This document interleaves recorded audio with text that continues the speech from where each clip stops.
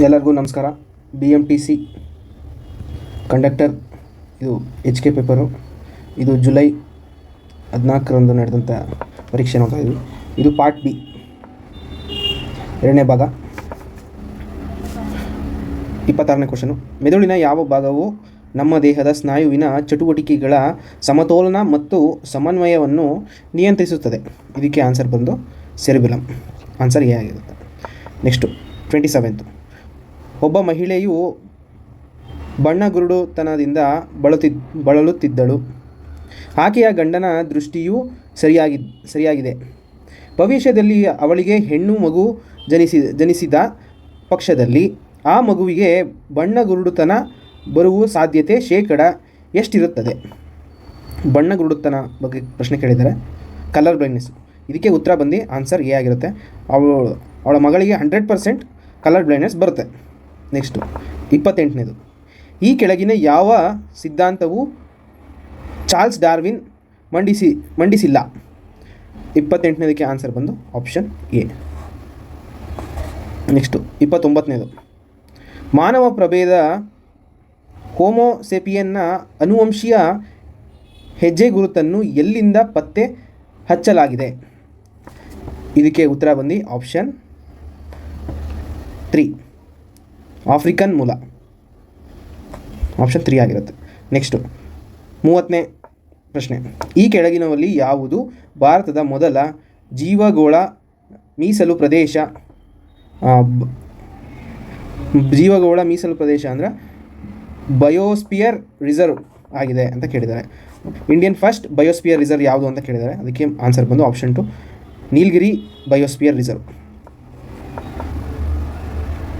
31ನೇ question 31st. ಕೊಟ್ಟಿರುವ ಶ್ರೇಣಿಯಲ್ಲಿ ಬಿಟ್ಟಿರುವ ಸಂಖ್ಯೆಯನ್ನು ಕಂಡುಹಿಡಿಯಿರಿ. ಇದಕ್ಕೆ ಉತ್ತರ ಬಂದು ಆಪ್ಷನ್ 31ನೇದಕ್ಕೆ ಉತ್ತರ ಬಂದು ಆಪ್ಷನ್ 2. ನೆಕ್ಸ್ಟು ಇದು 32nd ಕ್ವಶನ್ನು. ಹೊಂದಿಸಿ ಬರೆಯಿರಿ. ಇದಕ್ಕೆ ಆನ್ಸರ್ ಬಂದು ಆಪ್ಷನ್ 2 ಆಗಿರುತ್ತೆ. ಬಂಟು. ಇದಕ್ಕೆ ಉತ್ತರ ಕೀನ್ಯಾ ಆಗಿರುತ್ತೆ. ಸಕಾಯ್ ಈ ಉತ್ತರ ಆಪ್ಷನ್ ಮಲೇಷಿಯಾ ಆಗಿರುತ್ತೆ. ಎಸ್ಕಿಮೋ. ಇದಕ್ಕೆ ಉತ್ತರ ಬಂದು ಆಪ್ಷನ್ ಬಿ ಆಗಿರುತ್ತೆ. ಹೋಪಿ. ಇದಕ್ಕೆ ಉತ್ತರ ಬಂದು ಆಪ್ಷನ್ 3 ಆಗಿರುತ್ತೆ. ಉತ್ತರ ಅಮೇರಿಕಾ ಅರಿಜಿನಾ. Next 33rd question. ಇದು ಹೊಂದಿಸಿ ಬರೆಯಿರಿ ಆಗಿರುತ್ತೆ. ಇದಕ್ಕೆ ಉತ್ತರ ಬಂದು ಆಪ್ಷನ್ ಎ. ಪ್ರಾಕೃತಿಕ ವಿಪತ್ತು ವಿಭಾಗಗಳು ಮತ್ತು ಪ್ರಾಕೃತಿಕ ವಿಪತ್ತುಗಳು. ಮೊದಲನೇದು ಭೂಸ್ವಾಭಾವಿಕ. ಇದಕ್ಕೆ ಉತ್ತರ ಬಂದು ಆಪ್ಷನ್ 3 ಆಗಿರುತ್ತೆ. ಸುನಾಮಿ. ಜಲ ಸಂಬಂಧಿತ. ಇದಕ್ಕೆ ಆನ್ಸರ್ ಬಂದು ಆಪ್ಷನ್ ಎ ಆಗಿರುತ್ತೆ. ಪ್ರವಾಹಗಳು. ವಾಯುಗುಣ ಆಧಾರಿತ. ಇದಕ್ಕೆ ಆನ್ಸರ್ ಬಂದು ಬರಗಾಲ. ಜೈವಿಕ. ಇದಕ್ಕೆ ಬಂದು ಆಪ್ಷನ್ ಬಿ ಆಗಿರುತ್ತೆ. ಸಾಂಕ್ರಾಮಿಕ ರೋಗಗಳು. 34th question. ಈ ಕೆಳಗಿನ ಎ ನಿಂದ ಡಿ ಕುರಿತು ಯಾವ ಹೇಳಿಕೆ ಸರಿಯಾಗಿದೆ? Uzbekistan, Armenia, Turkmenistan, Kyrgyzstan. ಇದಕ್ಕೆ ಉತ್ತರ ಬಂದು ಆಪ್ಷನ್ 2 ಆಗಿರುತ್ತೆ. ಎಲ್ಲವೂ ಭೂ ಆವೃತ ರಾಷ್ಟ್ರಗಳು. ಎಲ್ಲ ರಾಷ್ಟ್ರಗಳು ಲ್ಯಾಂಡ್ ಲಾಕ್ಡ್ ಕಂಟ್ರೀಸ್ ಆಗಿರುತ್ತೆ. Next 35th question.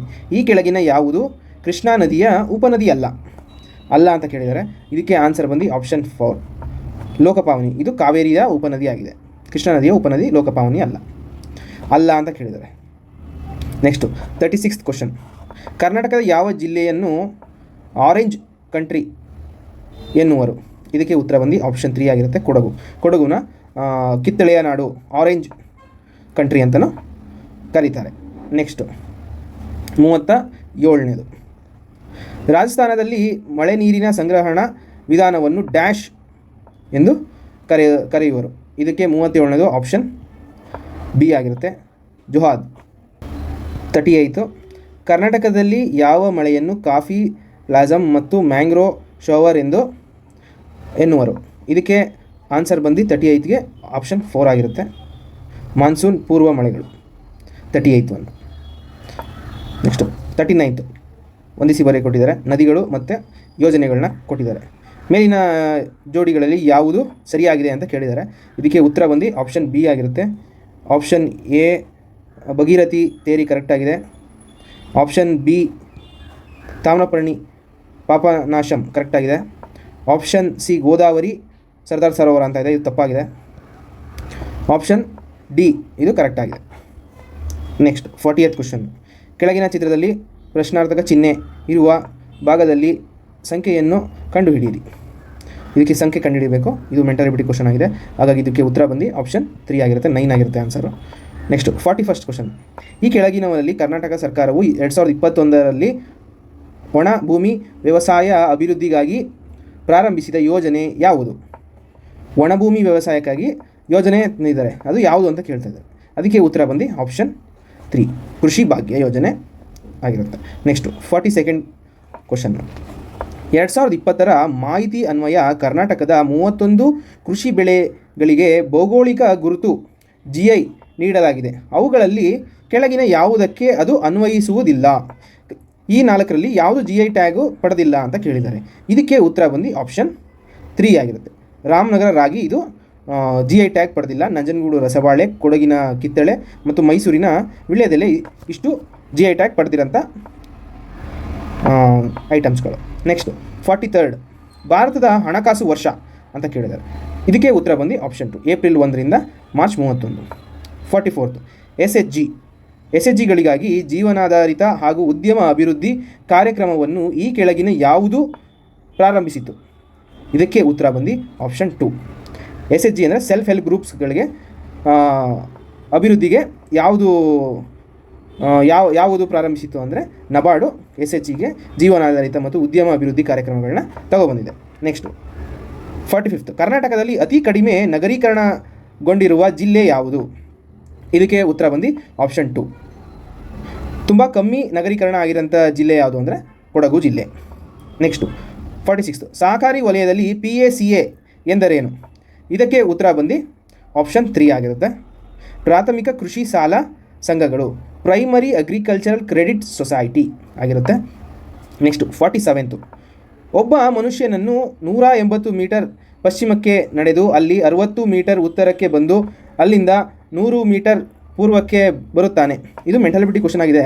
ಇದಕ್ಕೆ ಉತ್ತರ ಬಂದು ಆಪ್ಷನ್ 2 ಆಗಿರುತ್ತೆ. ಇದನ್ನು ಸಾಲ್ವ್ ಮಾಡಿ ಎಲ್ಲರೂ. Next 48th question. 5ನೇ ರಾಜ್ಯ ಹಣಕಾಸು ಆಯೋಗದ ಅಧ್ಯಕ್ಷರು ಯಾರು ಅಂತ ಕೇಳ್ತಾ ಇದ್ದಾರೆ. ಇದಕ್ಕೆ ಉತ್ತರ ಬಂದ್ಬಿಟ್ಟು ಆಪ್ಷನ್ ಎ ಆಗಿರುತ್ತೆ. ಸಿ ನಾರಾಯಣ ಸ್ವಾಮಿ ಆಗಿರ್ತಾರೆ 5ನೇ ಹಣಕಾಸು ಆಯೋಗದ ಅಧ್ಯಕ್ಷರು. ನೆಕ್ಸ್ಟ್ 49ನೇ ಕ್ವಶನ್ 49th. ಈ ಕೆಳಗಿನವಲ್ಲಿ ಯಾವ ಆಯ್ಕೆಯು 2023ರಲ್ಲಿ ಕರ್ನಾಟಕ ಸರ್ಕಾರವು ಜಾರಿಗೆ ತಂದ 5 ಗ್ಯಾರಂಟಿ ಯೋಜನೆಗಳನ್ನು ಸರಿಯಾಗಿ ಸೂಚಿಸುತ್ತದೆ? ಇದಕ್ಕೆ ಉತ್ತರ ಬಂದ್ಬಿಟ್ಟು ಆಪ್ಷನ್ ಬಿ ಆಗಿರುತ್ತೆ. ಶಕ್ತಿ ಯೋಜನೆ, ಗೃಹ ಜ್ಯೋತಿ ಯೋಜನೆ, ಗೃಹಲಕ್ಷ್ಮಿ ಯೋಜನೆ, ಯುವ ನಿಧಿ ಮತ್ತು ಅನ್ನಭಾಗ್ಯ. ಈ 5 ಯೋಜನೆಗಳು 2023ರಲ್ಲಿ ಕರ್ನಾಟಕ ಸರ್ಕಾರ ಜಾರಿಗೆ ತಂದ 5 ಗ್ಯಾರಂಟಿ ಯೋಜನೆಗಳಾಗಿವೆ. ಈ ಭಾಗದಲ್ಲಿ ಇದನ್ನು ನೋಡಿದ್ದೀವಿ. ಇನ್ನು ಮುಂದಿನ ನೆಕ್ಸ್ಟ್ ಪಾರ್ಟಲ್ಲಿ ಇನ್ನು ಮಿಕ್ಕಿದ ಪ್ರಶ್ನೆ ಪತ್ರಗಳನ್ನು ನೋಡೋಣ. ಎಲ್ಲ ಸಬ್ಸ್ಕ್ರೈಬ್ ಮಾಡ್ಕೊಳ್ಳಿ. ಧನ್ಯವಾದ. Thank you.